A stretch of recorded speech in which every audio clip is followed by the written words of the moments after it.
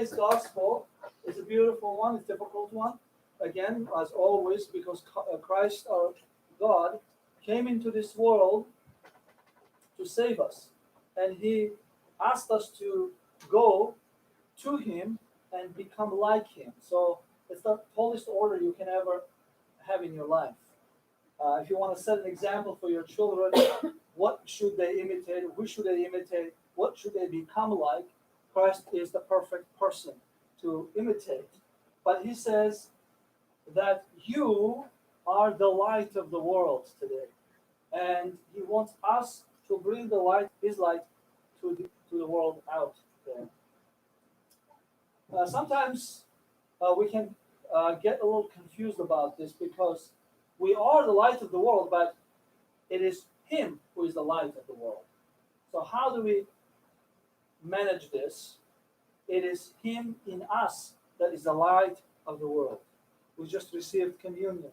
When we walk out of here, if you had spiritual eyes, you would see the people who have received communion, they would be walking down a little glowy. They would be glowing down the street. Because we have Christ in us. And that spiritual radiation of Christ is with us. But what do we do? Sometimes we, like he said in the gospel, we hide the light under the bushel.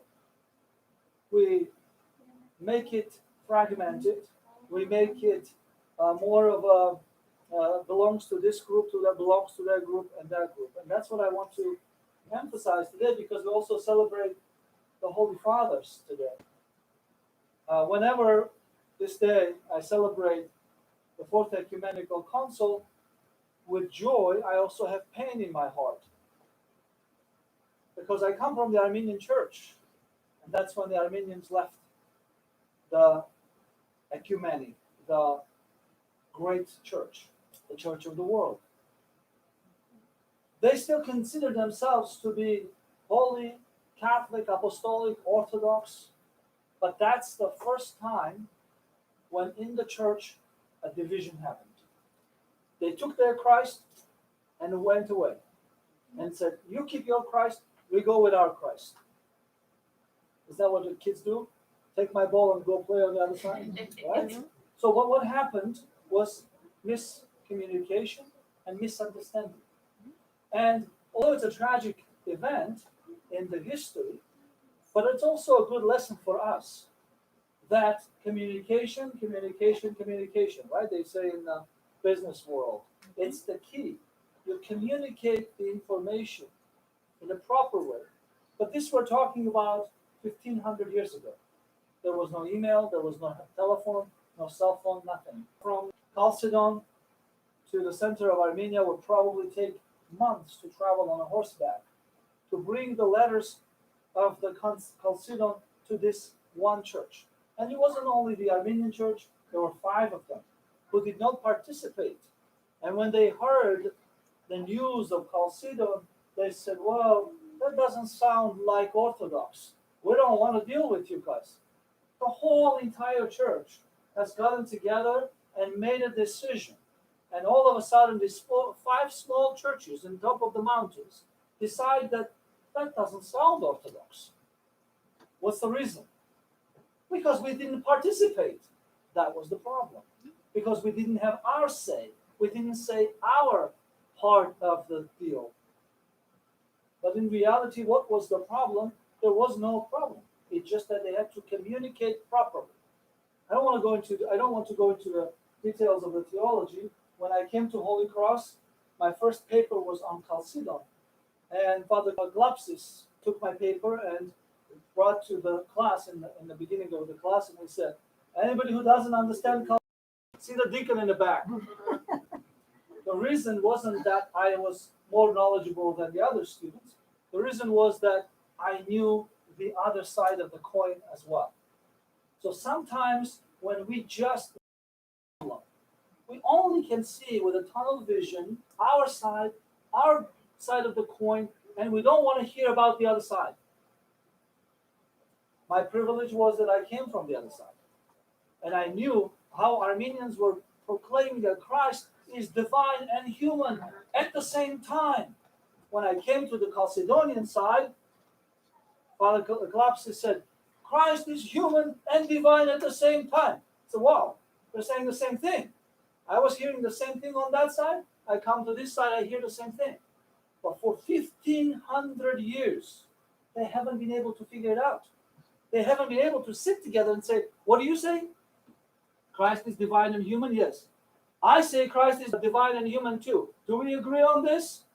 It's not a it's not a brain surgery. It's the same sentence, right? So what is the problem? The problem is that there is a little bit nuance. That the non-Chalcedonian churches read the sentence from the beginning, and Chalcedonian churches read the sentence from the back. It's the same exact sentence. They call themselves the followers of Cyril of Alexandria, who originally said Christ was divine and human at the same time. And then in Chalcedon, they clarified what it was to be divine and human at the same time. So what happens? What's the problem? The problem is when we are fighting inside, we're extinguishing our lights. We are fighting and we're putting wet towel on each other's light. And both Chalcedonian and non-Chalcedonian churches fought for 1600 years. Only in America, in the 1970s, they thought, maybe we should sit down and talk. Egypt in the mountains, it's not the Syrian church Syria is and Armenians in the mountains. It's the other church. Maybe we should sit down and talk. If you go to Watertown, the Armenian church and the Greek church touch each other's corners, right? And for sometimes they don't even talk to each other. Sometimes they have a problem when a person who dies, the spouses, one is Greek, one is Armenian, they don't know where to do the funeral. And also, if they do it here, these people don't go to that church. It's a problem. They need to find the middle ground. In the 1970s in America, they started thinking about it. They almost came to agreement. But what happens? We don't want to lose our identity. We have formed an identity. What kind of identity? Christ is your identity. If you have lost that, I don't care what you have. Go create another identity. So in any case, that didn't happen.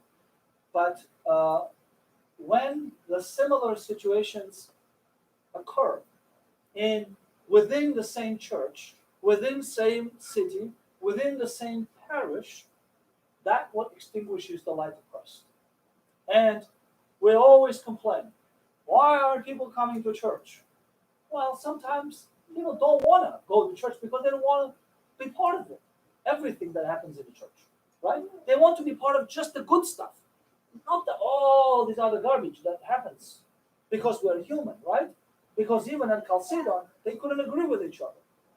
So in any case, today is an example for us that a division causes harm to the church, that in order for us to bring the light of Christ into the world, we need to bring our lights together. When you bring two candles together, the light multiplies. When you bring more candles, the light becomes so bright that no one can avoid. So that is the message of today's gospel. In order for us to bring the light of Christ out there, we need to be united. We need to stick together.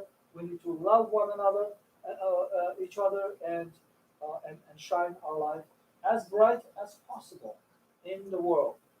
It's not easy, but nobody said it was easy. Now and forever.